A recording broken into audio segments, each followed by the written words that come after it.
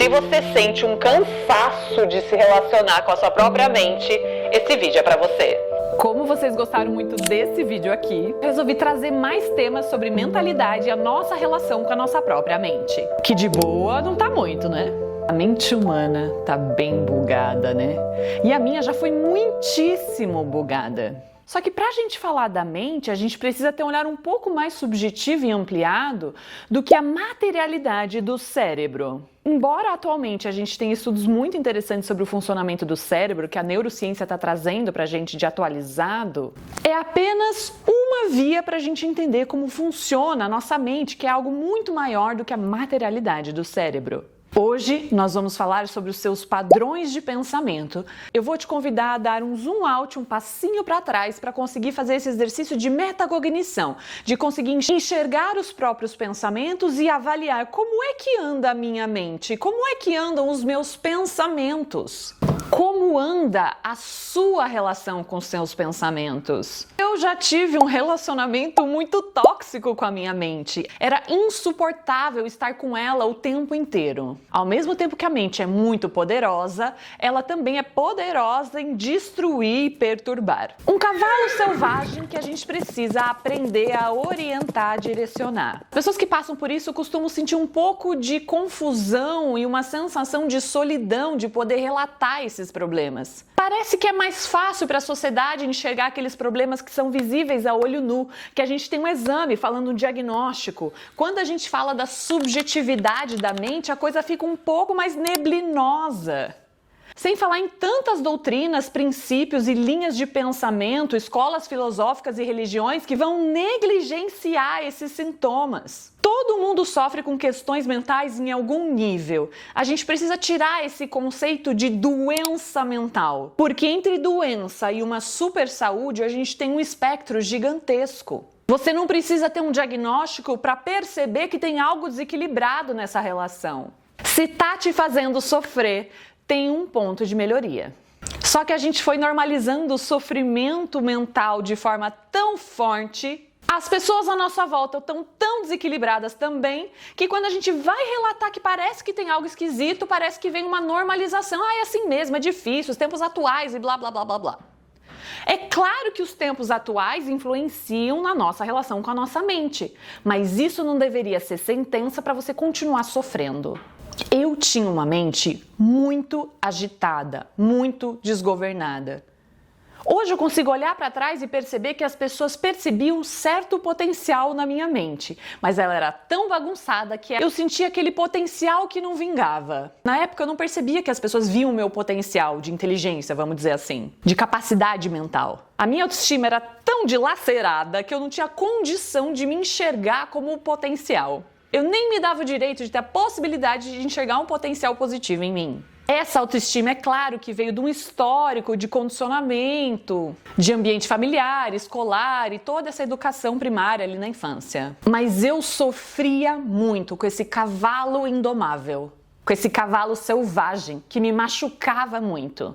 À minha volta ninguém percebia, ou percebia com julgamento. Ai, você é muito ansiosa, e isso não resolvia em nada, porque falar para uma pessoa que está sofrendo que ela é ansiosa, que ela não deveria ser ansiosa, não resolve em nada. Eu tinha dificuldade com o aprendizado, mas as pessoas não validavam essa minha experiência porque eu tirava notas boas no colégio, mas ninguém sabia o que acontecia dentro de mim para que aquilo fosse funcional, para conseguir atingir aqueles resultados tinha muito sofrimento. Era uma ineficiência muito grande em como gerenciar minha capacidade mental, minha gestão de energia, minha motivação, minha disciplina, minha execução. Até que deu muito ruim. Até que eu cheguei num momento que era o fundo do poço. A minha relação com a minha mente estava péssima, eu estava completamente desequilibrada, completamente desconectada de mim.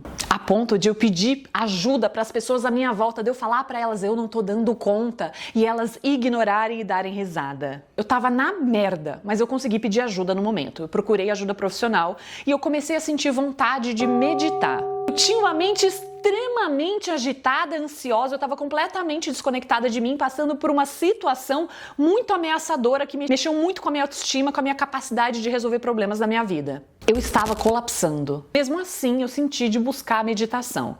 Na época, era impensável conseguir meditar 5, 10 minutos. E eu comecei de forma muito simples. Eu não sei como, não entrou julgamento, mas eu me permiti fazer algo que muitas pessoas hoje consideram ridículo e que atrapalha elas justamente de trazer essa prática.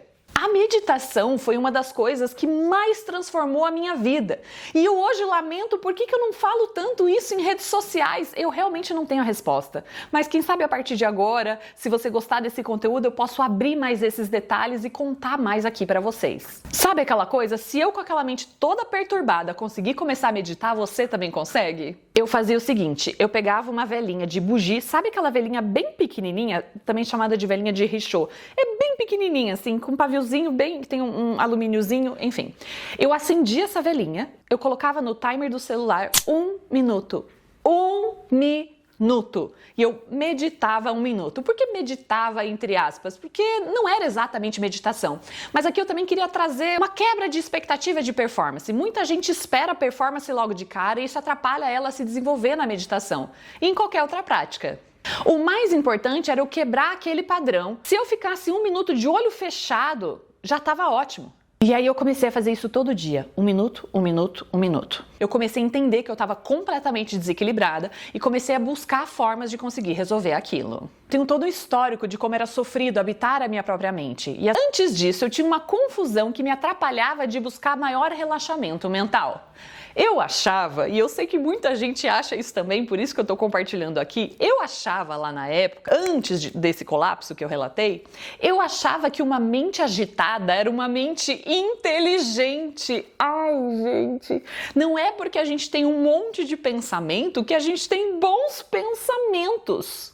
Hoje eu consigo valorizar que o melhor da minha mente é quando ela está mais relaxada.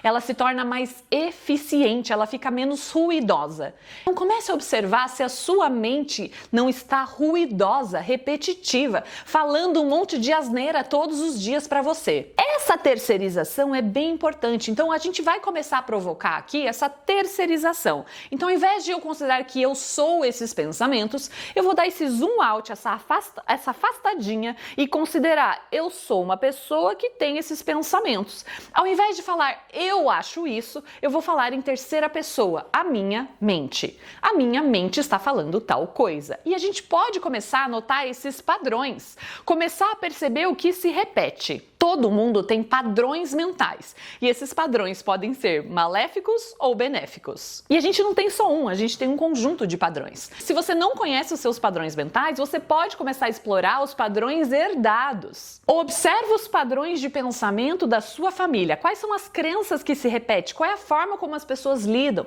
Como é que elas reagem às cenas? Quando algo acontece do tipo X, qual é o primeiro pensamento que as pessoas da sua família costumam ter? Isso é o molde mental, é o padrão mental que está codificado na mente delas. Então, observe os padrões familiares porque você vai herdar isso de forma automática. O nosso exercício é perceber esses padrões automáticos para depois decidir se a gente quer continuar ou não continuar com eles. Se eles nos geram sofrimento, a gente não deveria estar querendo continuar com eles. Só que até você entender que gera sofrimento, você vai ter que ser capaz de questionar e trabalhar o apego. Este pensamento está aí porque tem uma crença de que isso é necessário e bom. É assim que vai nutrindo as crenças limitantes. Num nível maior, a gente pode pensar nas crenças do coletivo, do social, da sua cidade, do seu país, ou até mesmo as crenças coletivas com relação à sua nacionalidade ou ao seu gênero, por exemplo. Quanto mais você observar esses padrões, mais você consegue checar se você está carregando isso também. A gente precisa, no exercício de consciência, que é ser capaz de se desconectar dos nossos pensamentos, conseguir enxergar eles e averiguar quais a gente quer manter e quais a gente não quer manter. Eu sou uma consciência que carrega padrões mentais. Esses padrões mentais são um Lego que eu posso tirar pecinhas, colocar pecinhas, tirar pecinhas, colocar pecinhas. Você não é refém desses padrões mentais, você carrega eles com você. E por mais que você carregue isso por 20, 30, 40 anos, não importa quanto tempo você carregue, a única coisa é que ele vai estar mais calcificado, você pode descalcificar a qualquer momento. Não num passe de mágica, mas num ganho de consciência. Uma outra forma de você olhar para os seus padrões mentais é mapear os seus padrões de preocupação. Começa a observar lá na sua família o que as pessoas se preocupavam muito e qual parte da preocupação era produtiva e qual parte era improdutiva. A gente vai começar com esse exercício iniciante. Se eu estivesse falando desse tema no nível avançado, eu ia trazer outro conceito para você. No nível iniciante, com relação à preocupação, você vai enxergar essas preocupações e começar a ver a utilidade dela. Se você começa a ver a utilidade dela, provavelmente você está transformando a preocupação em cuidado. A confusão nasce quando eu acho que me preocupar já é cuidar. Então eu fico com medo, mas não resolvo nada. Agora, se a partir desse medo eu consigo cuidar de algo, eu consigo pensar em como resolver. Eu estou com medo de ter problema de saúde e eu não tenho nenhum plano de saúde. Aí eu começo a olhar quanto seria esse plano de saúde, como é que eu consigo organizar minha vida para pagar esse plano de saúde. Então eu começo a pensar em resolução. Agora, todo dia que eu fico preocupado e não tenho um plano de saúde, eu não estou resolvendo isso, eu só estou ali agonizando. É muito comum que a gente herde essa crença de que se preocupar é cuidar. Eu te amo, então eu me preocupo. Muitas pessoas se apegam à preocupação porque elas aprenderam isso como uma manifestação do amor. Mas, na verdade, é uma manifestação do medo. Que não quer dizer que não tem amor, mas está vindo dois elementos juntos que não precisam estar juntos. Então, a gente pode cuidar das coisas da nossa vida sem ficar ali naquela preocupação constante. Não quer dizer que a gente vai eliminar a preocupação, mas é usar ela de forma mais intencional. Não estar refém das nossas preocupações.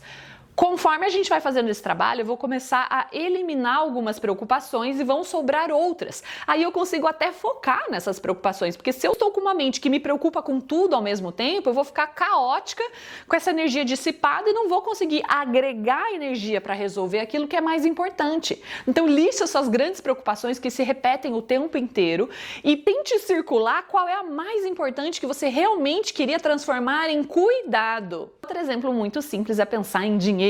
A maioria das pessoas tem muitas preocupações, muitos medos com dinheiro e começam a associar que se preocupar é igual a cuidar. Mas se você só está sentindo medo, o que você está fazendo para resolver isso? Nada.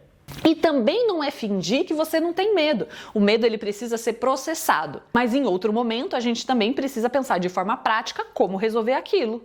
Você também pode pensar para onde vai o seu pensamento quando você não está precisando pensar em nada.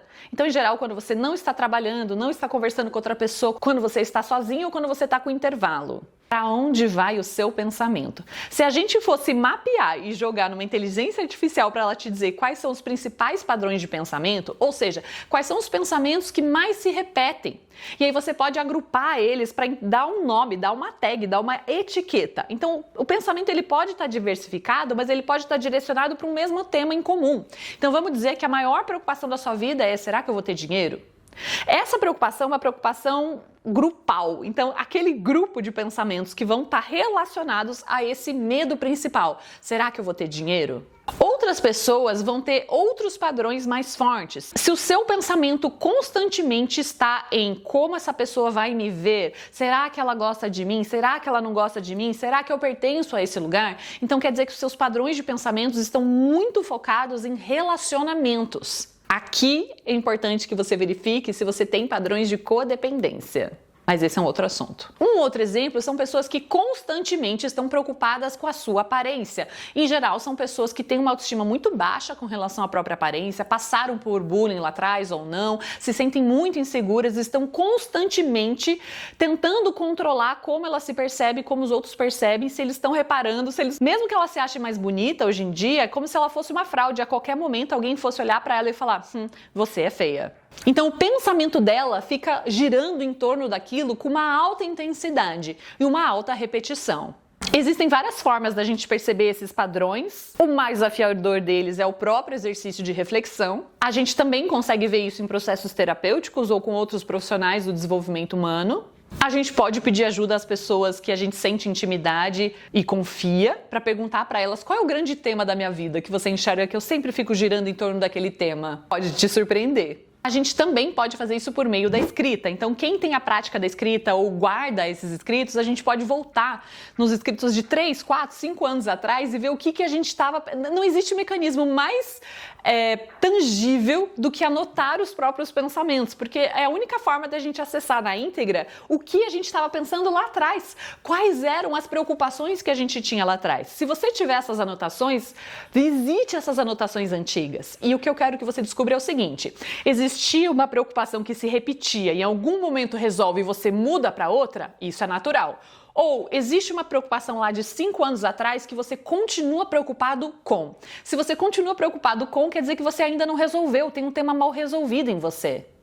Neste momento já começa a dar seu palpite. Qual você acha que é o grande tema mal resolvido da sua vida? Cuidado aqui para não trazer um olhar de vítima. Então a gente vai transformar isso em algo que tem a ver com você. O olhar externo seria: eu não tenho dinheiro porque eu moro num país que tem muito problema. O que não quer dizer que não é verdade, mas isso não vai te ajudar a resolver o seu problema. Um olhar interno seria: eu tenho uma relação desequilibrada com dinheiro, eu tenho dificuldade de fazer dinheiro, eu não sei como resolver isso. Esse é um grande tema, talvez, para sua vida. Esses grandes temas normalmente vão gerar uma grande ilusão, que é aquela coisa assim: se eu tivesse isso, aí sim eu ia ficar em paz. Então, neste momento, eu quero que você pegue um papel e anote a primeira coisa que vier à sua cabeça.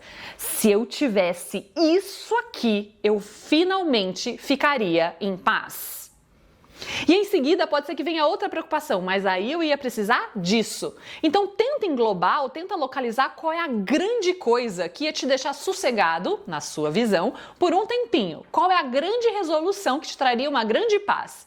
Se eu tivesse isso, aí sim eu seria feliz. Não preciso te dizer que é uma grande ilusão, a gente inverte os fatores. Para você ainda não tá claro, observa nas outras pessoas. A gente tem mais facilidade de ver os padrões dos outros e a gente tem mais facilidade de ver as sombras dos outros. Para você, a sombra do seu irmão, do seu marido, da sua mãe são mais fáceis de ver do que as suas próprias. Então observa quais são as ilusões das pessoas à sua volta, quais são essas frasezinhas que elas carregam inconsciente ou conscientemente. Se eu tivesse isso, aí finalmente eu estaria bem, finalmente eu estaria em paz. Uma forma de ver isso é onde surge a nossa inveja. A inveja, ela é muito poderosa. Eu vou fazer um vídeo só sobre isso, porque ainda tem muito preconceito contra ela. Mas a gente pode aproveitar a inveja numa forma que gera muito autoconhecimento, que é aquilo que eu desejo muito. Fiquei com vontade de continuar esse tema num nível mais avançado, falando em foco e receptividade da mente, mas eu acho que já é um bom início pra gente começar. Talvez eu faça um outro vídeo sobre isso. Eu tô sentindo uma falta de conversar com vocês ao vivo. Será que a gente não marca um encontro? O que você acha dessa ideia da gente fazer uma aula ao vivo? Eu sinto falta de ter essa troca. É importante pra mim saber como que esse tema chega aí pra você, pra eu saber o quanto que eu dou de zoom em cada etapa. Traga suas dúvidas, suas perguntas, seus questionamentos aqui no comentário, porque a partir deles eu posso fazer conteúdos mais específicos para você. A nossa relação com a nossa mente é um assunto muito complexo, muito rico, tem muita coisa para a gente trazer daqui. Observa o que mais te incomoda na sua relação com a sua mente hoje. Começa a dar nome para isso, para você conseguir levar isso a sério. Você não precisa ter uma mente que te gera sofrimento. A gente pode ter uma relação muito mais saudável com a nossa mente. Primeiro, você precisa enxergar que a relação que você está tendo hoje está um pouco tóxica. E talvez te faltem referências, como faltou para mim lá atrás. Eu não tinha referência do que era uma boa relação com a minha própria mente. Eu não via referência de pessoas à minha volta que tinham uma mente tranquila. Mesmo não tendo referência, você pode criar a sua própria referência. Como você gostaria? O que você considera saudável? O que seria uma relação saudável com a sua mente? É claro que esse trabalho não tem fim. Hoje eu tenho outros desafios com a minha mente. Não é que tá tudo resolvido, mas a gente tem uma boa relação. Temos desafios como qualquer relacionamento. Se você gostou desse vídeo, não deixa de dar like, é fácil pra você e super ajuda o canal. É isso por hoje e até o próximo vídeo.